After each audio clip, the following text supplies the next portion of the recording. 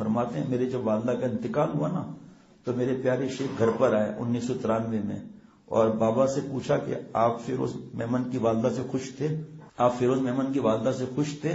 تو ہمارے بابا نے الحمدللہ کا بہت خوش تھا، بہت خدمت کرتی تھی میری، ہر بات میں میری اطاعت، ناجائز باتوں میں اطاعت نہیں۔ بابا ہم نے دیکھا بچپن سے بابا نے کوئی ناجائز بات کبھی نہیں کی۔ تو حضرت والا نے فرمایا تو خوشخبری سن لیں، آپ فیروز میمن کی والدہ سے خوش تھے تو خوشخبری سن لیں، جو عورت نماز پڑھے اور خاوند کی جائز باتوں میں تابع داری کرے اور اس کی عزت کو محفوظ رکھے، اللہ اس سے فرمائیں گے کہ جنت کے 8 دروازے ہیں، جس دروازے سے جانا ہے تو چلی جائے۔ کیا میری بہو بیٹیوں سوچو تو سوچو آپ کتنی انعام والی عورتیں ہیں، آپ جنت کی فیکٹریاں ہیں۔ جس کی پہلی بیٹی پیدا ہو، آپ صلی اللہ علیہ وسلم نے فرمایا اس کو خوشخبری سنا، وہ برکت والی ہے۔ ایسی ایسی لڑائیاں کہ ساس سسر ہمیں بیٹا چاہیے۔ آج سے 100 سال پہلے سب کو بیٹا چاہیے، میں اور آپ ہوتے یہاں ہوتے، دنیا ہی ختم ہو جاتی، سب کو بیٹا چاہیے۔ نہیں، اللہ فرما رہے ہیں جس کو چاہتا ہوں بیٹیاں دیتا ہوں، جس کو چاہتا ہوں بیٹے دیتا ہوں، جس کو چاہتا ہوں دونوں دیتا ہوں، جس کو چاہتا ہوں نہیں دیتا ہوں۔ ہمیں کیا ضرورت ہے کتیا والی سرکار بلیاں والی سرکار پہ جانا، قبر سے مانگنا، قبر سے مانگنا، قبر کو سجدہ کرنا، انسان کے پاس جانا۔ بیوی کے پیٹ میں کوئی مولڈ تو نہیں لگا ہوا کہ بٹن دبائے تو بیٹا، بٹن دبائے تو بیٹی، اس کے اختیار میں نہیں ہے، کسی کے اختیار میں نہیں ہے۔ اللہ سے بیٹا مانگنا منع نہیں ہے، بیٹی آ جائے تو خوش ہونا چاہیے کہ جنت فیکٹری آ گئی۔ جو بیٹی پیدا ہونے، ہمارے یہاں حضرت نے ایسی تربیت کی ہے، آج بھی بیٹی پیدا ہو مٹھائی دے کر آتے ہیں، الحمدللہ جنت کی فیکٹری آ گئی اللہ کے کرم سے۔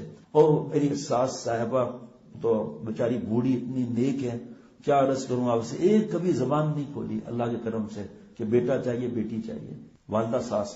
اور یہاں طلاق کی دھمکیاں دی جاتی ہیں، اب اگر بیٹی ہوئی گالیاں الگ، وہ حمل سے ہے اور آپ اس کو ذلیل کر رہے ہو، ٹینشن میں ڈال رہے ہو، ڈپریشن میں ڈال رہے ہو، وہ تو بچے پر اثر پڑے گا، بچے بیچارہ بیمار نہ پیدا ہو، اس کے ہاتھ میں تو نہیں ہے۔ اے میری ماں، بہو، بیٹی ہو، آپ کو بیٹا چاہیے، ٹھیک ہے، تو آپ جب پیدا ہوئی اس وقت دوسرے آپ کے ابا اور وغیرہ وہ اگر ظلم کرتے، آپ کے ساس ظلم کرتے، پھر اپنے لیے کوئی مسئلہ نہیں ہے، نعوذ باللہ۔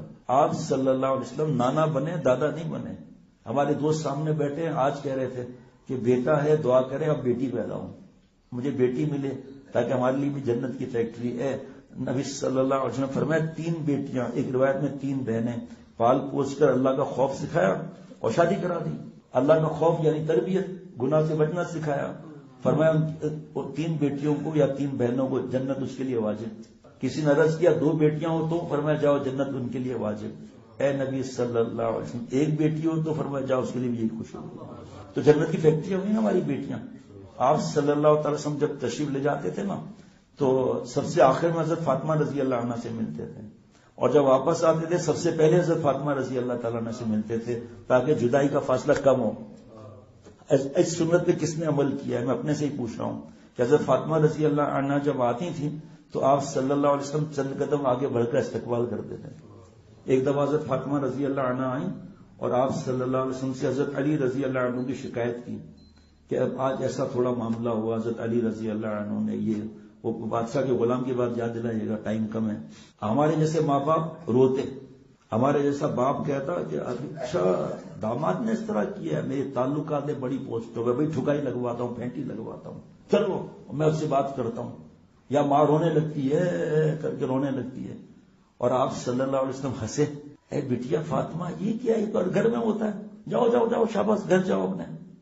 یہ سنت ہے نا، یہ بیٹی گھر آئے گی، ہمارے حضرت تو ہمیں سکھاتے ہیں بیٹی گھر آئے اچھا کھانا پکاؤ، اور اس کے بعد بیٹی سے کہو میں 5 منٹ صرف بیشتی زیور سے چوتھے حصے سے شوہر کے حقوق، میاں سے نباہ کرنے کا طریقہ، اور چھٹے حصے میں سسرال میں رہنے کا طریقہ تھوڑا تھوڑا سناتا ہوں۔